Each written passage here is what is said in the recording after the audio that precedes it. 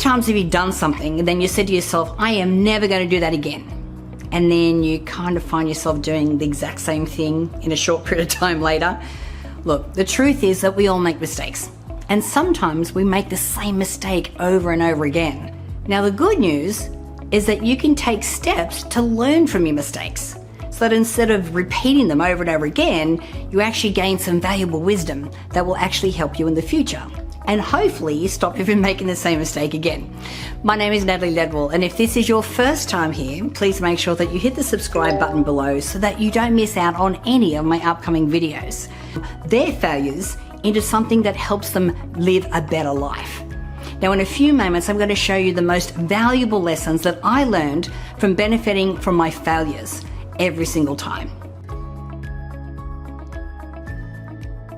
Now, here's the truth about failure. Smart people know that if you're not failing, you are not growing. If you're not failing, you're not exploring or stretching yourself. And if you're not failing, you never really realize your fullest potential. You see, failure is a necessary ingredient to success. And here's how I reframed my perception of failure. Because in my earlier years as an entrepreneur, my mind equated failure with pain and fear and wasted time and wasted money and heartache. But what happens is I look back on all the businesses that I've had, and I've had a lot. And I realized that when I look back at all these businesses, that there's a lesson that I've learned from every single one of them. For example, in one of my businesses, I went into business with a friend and took him on as a business partner. Now, I knew that this friend would treat other people unfairly at times, but never did I ever think that he would do that to me. Now, of course, this is in his nature. And if you know the fable of the frog and the scorpion, the frog and the scorpion get to the edge of a river and there's a fire coming in behind them. And the scorpion says to the frog, can I get on your back and can you swim me to the other side? And the frog goes, no way, why would I do that? You'll just sting me. And the scorpion says, well, why would I do that? Because we'll both drown. So the scorpion drops on the frog's back, they get halfway across the river, and the scorpion stings the frog. And the frog goes, why did you do that? And he goes, I couldn't help it, it's in my nature. So that was a very valuable lesson that I learned, that if someone has something in their nature or in their personality that I don't like, they're probably not a good business partner for me. I even had another lesson where I went into, again, business with friends, and they were running the business for me, but they never really had the skill set to be able to do that, and I never realized that. So again, making sure that I learnt my lessons along the way so that I don't make those mistakes again. Now today, I do lots of inner work, things like meditation and visualization, and even seeking out inspiring people who constantly thrive on failure. I remember speaking to Sir Richard Branson. I mean, he's had as many failures as he's had successes. And he instilled in me how important it is that we fail and that we fail forward. Now, I've reprogrammed my subconscious mind to perceive failure as a natural catalyst for growth. And that makes me way more motivated to work on the kinds of big projects and big ideas that really push me outside of my comfort zone, that will eventually lead to amazing success, even though sometimes they may fail.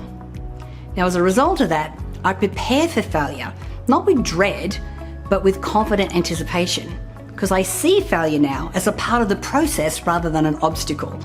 And I'm able to receive and bounce back from it much faster than I ever have before. Plus, I never make the same mistake again, so I'm always failing forward.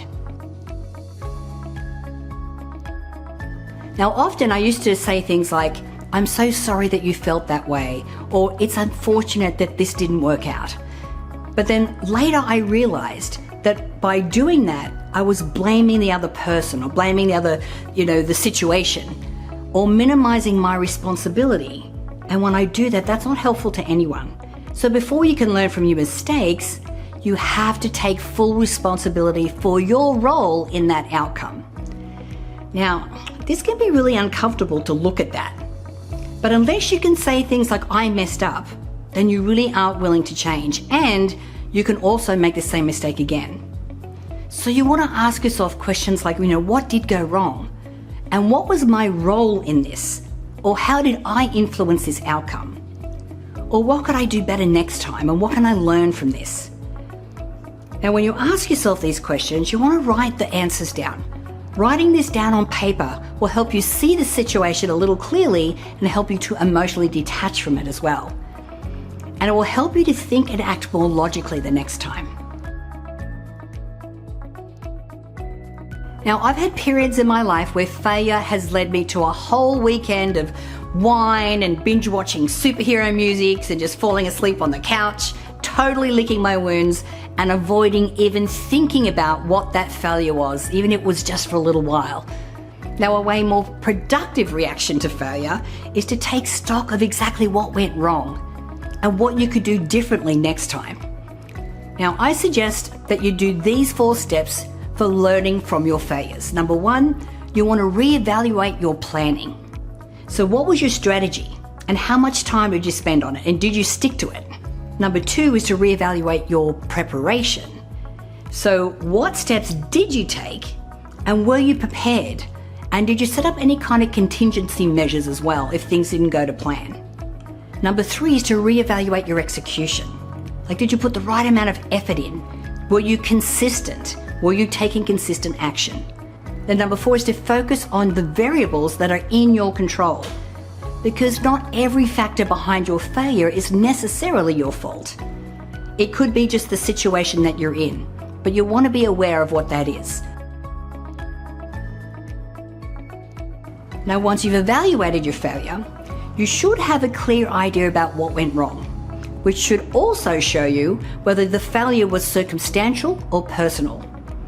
Now, a circumstantial failure is a failure that happened not as a result of bad planning or bad behaviour or your actions per se, but by the discovery of a circumstance that you couldn't possibly have known for or planned for that happened outside of your efforts. So let me give you an example of this. Maybe you're single and you go to get a coffee and you see someone very attractive at the local coffee shop. Then, despite your nerves, you decide to approach this person. Now, once you do that, you just learn after a few minutes of fun conversation that they're actually attached. So in this scenario, you did everything right. And the only factor that caused the failure in getting the phone number of this person was out of your control. And although you may need better luck next time, you won't actually need to change your approach because what you did was right. And if anything, you actually naturally get better at it because your failure is giving you practice. Okay, but then there's personal failure, which means that your failure could have been prevented had you stuck to the plan or taken consistent action or approached the situation differently. So, talking about the prior example where you're meeting someone in the coffee shop, maybe you had a lapse in judgment and approached the person a little disrespectfully, or maybe your nerves got the better of you and you didn't approach them at all, which makes this a clear opportunity to learn how to do things better next time. Now, in every scenario, the outcome is still the same. You didn't get the person's number, but the way that you move forward is quite different, depending on the type of failure that you experienced. Now, a few years ago, I decided to expand into personal growth studies for children. Now, the first time I got on the phone call with a school principal, I felt like I completely messed up, and it felt like it was a failure, and that it was going to be inevitably a failure. Really, I was thinking in my mind, what right do I have to design educational curriculums for children? But thanks to how I reframed the perception of this failure, I learned how to lean into this discomfort and push any kind of doubts away. Now, something wonderful happens when you find new pursuits to fail at, and when you stick to them.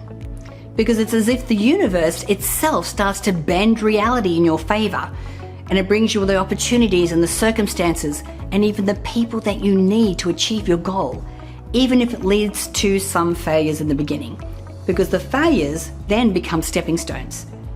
So when I chose to keep pursuing my personal growth curriculum for children, I met an amazing teacher who became my partner, and she helps me understand the nuances of child education, especially here in the US, because I didn't go to school here in the US. Now that curriculum is finally complete, and we are now in the process of bringing it to a number of schools across the US. So sometimes mistakes aren't just one big blunder. Instead, they're a series of little choices that lead to failure. So pay attention to your little errors, no matter how big or small they may seem, and recognize that each mistake can be an opportunity to build mental muscle and become even better at what you do. Now again, my name is Natalie Ledwell, and I hope that you enjoyed this video. Now remember to comment below with your perspective on turning failure into valuable lessons, and subscribe to the Mind Movers YouTube channel for more videos on personal growth and the law of attraction. Thank you for watching, and bye for now.